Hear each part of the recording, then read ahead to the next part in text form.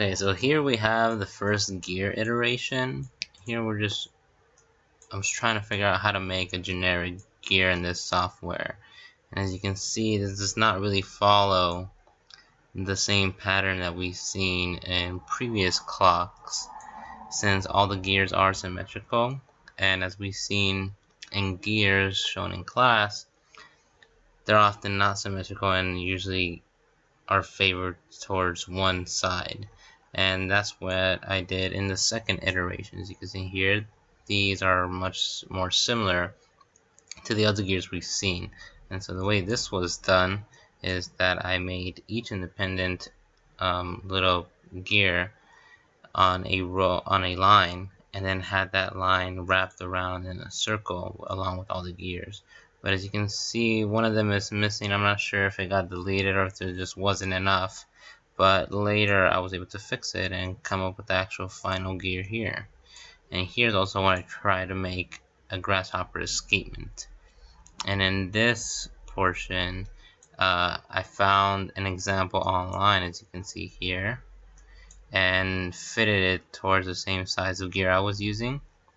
And so it should work, hopefully, but if not, there is another iteration that I made in hopes, in case this one doesn't work.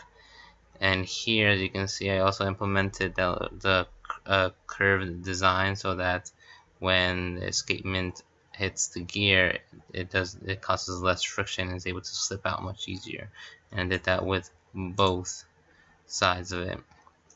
And here we have a second grasshopper escapement, but it's currently in progress, which has not yet been finished. I'm currently working with the geometry of it, trying to make it from scratch instead of using a reference like we see here, in order to really understand and figure out how the geometry and how it works.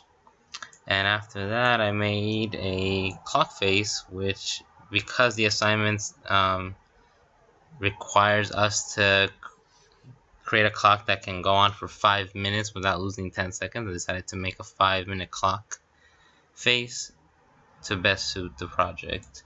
And that is where we are in the current progress of our project.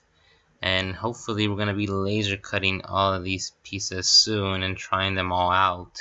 And if they don't work, well, I guess we'll have to come back and design more gears, more escapements, and hopefully it all works out.